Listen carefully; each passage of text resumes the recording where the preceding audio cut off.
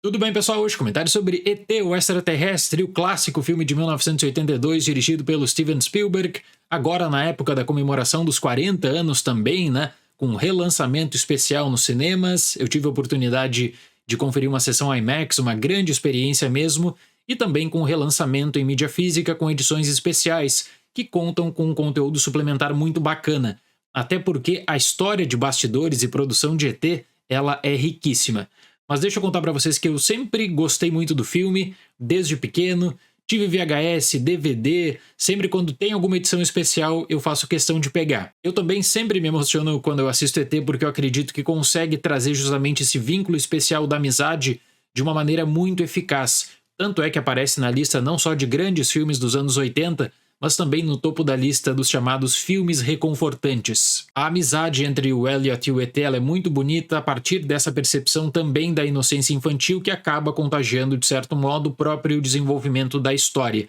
Mas o roteiro de ET no Sindicato tem o crédito só para Melissa Madison, que foi indicada ao Oscar e a outros prêmios, inclusive, no período, mas parte de uma premissa, uma ideia do próprio Steven Spielberg, que se lembra do episódio do divórcio dos seus pais e como ele se sentia sozinho também, como ele dizia que ele precisava de um amigo e ele criou esse amigo imaginário. Mas eu preciso citar também aqui no vídeo que existe uma longa controvérsia, até para quem quiser procurar depois, sobre o crédito de roteiro de ET, porque muitos falam que o Spielberg plagiou uma ideia de uma produção da década de 60, Alien, que trataria sobre a amizade de um garoto com um alienígena na Índia. Então, no curto período que o alienígena estava na Índia, ele acabaria firmando esse laço de amizade também com uma série de eventos. O Spielberg sempre rejeitou isso.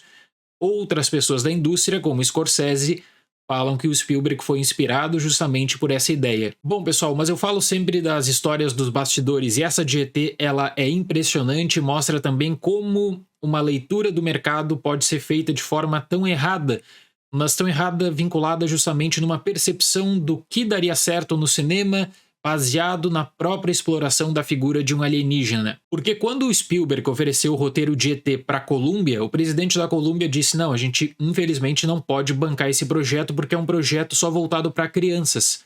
Nós precisamos de um projeto que tenha algum tipo de conexão também com um adulto. O Spielberg não entendeu muito bem e o presidente da Columbia continuou a justificativa falando de que o adulto queria ver uma história de terror. O adulto, no mínimo, queria algum tipo de conexão do alienígena com uma trama de suspense. Depois, é claro que ele se arrependeria profundamente porque o projeto vai para Universal. A Columbia acaba ficando com 5% de ET e conseguiria muita grana só pelo enorme retorno de bilheteria. Mas é um caso curioso, porque justamente ET desconstrói essa percepção sobre ameaça, sobre medo, traz uma história que realmente aquece o coração, aquela história que parte muito da pureza também, da sensibilidade em abordar uma amizade de uma maneira mágica, a amizade do Elliot com um ET. E é por isso que a cada 10 anos esse filme vai ser relançado, é por isso que a cada 10 anos esse filme vai se consolidar cada vez mais no imaginário popular também, porque ET tem um legado muito forte para o cinema, é óbvio, mas também para a indústria do entretenimento no geral, na forma como você pode buscar e como você pode estabelecer essa conexão com o espectador a partir de uma trama que aparentemente é tão simples, mas do mesmo modo tão efetiva, que explora justamente essa amizade de uma maneira muito bonita. Após ter ficado sozinho na Terra, ET acaba sendo acolhido por Elliot, interpretado por Henry Thomas, um garoto de 10 anos de idade que também fica responsável por tentar acobertar e dar certa segurança ao ET, desenvolvendo assim uma forte amizade. Um fator que eu acho importante de trazer para a discussão de ET é justamente a simplicidade do texto, algo que, se você fosse buscar por algum tipo de lógica, teria que justamente começar a especular como seria a reação da própria humanidade em se tratando de um encontro alienígena, o que envolveria, claro, mídia, governo, serviço secreto. Isso é parcialmente aproveitado no roteiro de ET, mas não é nunca o foco da atenção. O foco é sempre essa amizade do Elliot com o ET especialmente. E o que ET oferece é justamente essa possibilidade da imaginação, sem o tom de catástrofe, medo, suspense. A imaginação pela pureza, do contato inicial, de como o ET vai aprendendo algumas coisas, de como ele assiste à TV e busca a ligação para casa. O que torna o filme especial, portanto, é essa ligação da criança com o ET e o animatrônico criado pelo Carlo Rambaldi. Olha, é espetacular, junto da própria composição gráfica também, né, que você sempre tem nesses relançamentos algum que outro aperfeiçoamento. Agora nessa comemoração de 40 anos, né, todo tipo da produção voltada para essa experiência IMAX também, o que é muito bom pela atualização, mas é um filme que ele sempre vai ficar com a mesma marca da efetividade, especialmente quando um sonho se une ao sobrenatural, e aí você vai ter passagens realmente emocionantes e muito importantes para a própria história do cinema.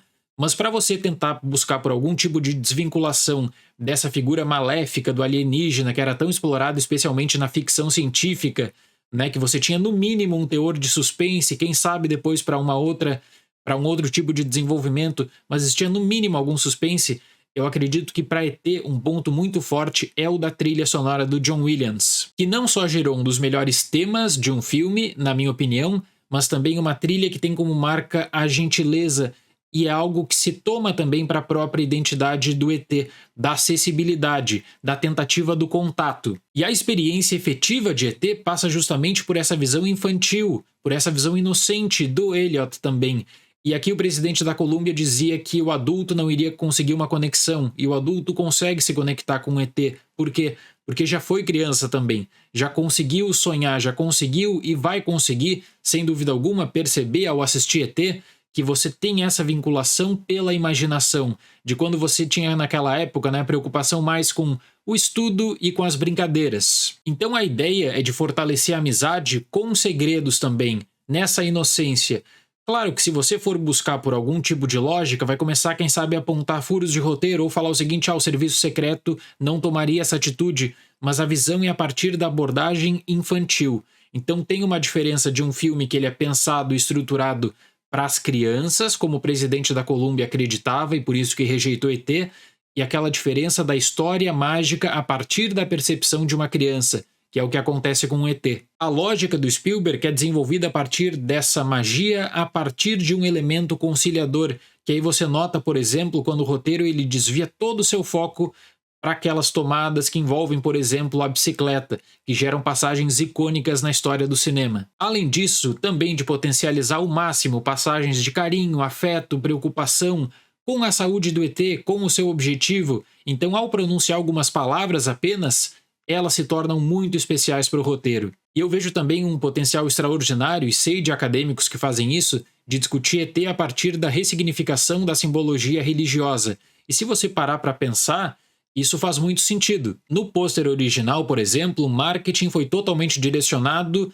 pro toque, lembrando criação de Adão, tudo que gira em torno da figura do ET também, seus poderes, o coração brilhante e puro que lembra o Sagrado Coração, na experiência que passa pela morte, ressurreição, despedida final, subida aos céus, além, é claro, do toque milagroso. Existe até uma longa linha de debate centrada nessa visão de ET como uma espécie de parábola religiosa.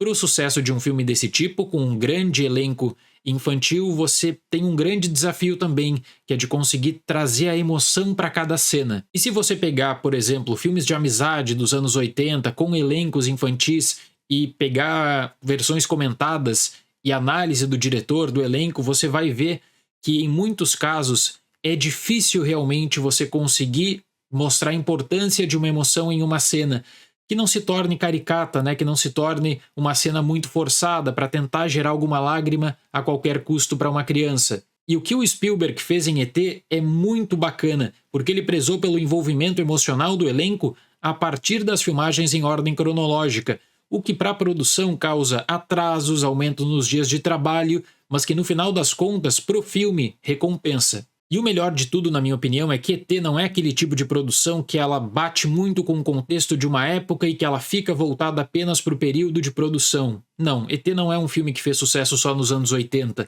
É por isso que ET, a cada 10 anos, como eu disse, ele vai ser relançado, ele vai sendo atualizado e apresentado para novas gerações, como muitas pessoas vão descobrir ET agora em 2022 com esse relançamento. É fácil você buscar por uma emoção a partir da amizade de uma criança com um animal, como um cachorrinho.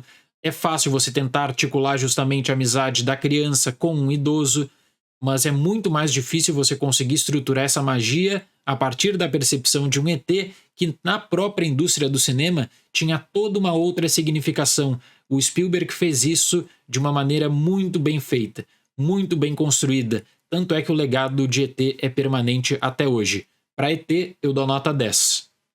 Um filme que eu considero realmente muito especial, pessoal.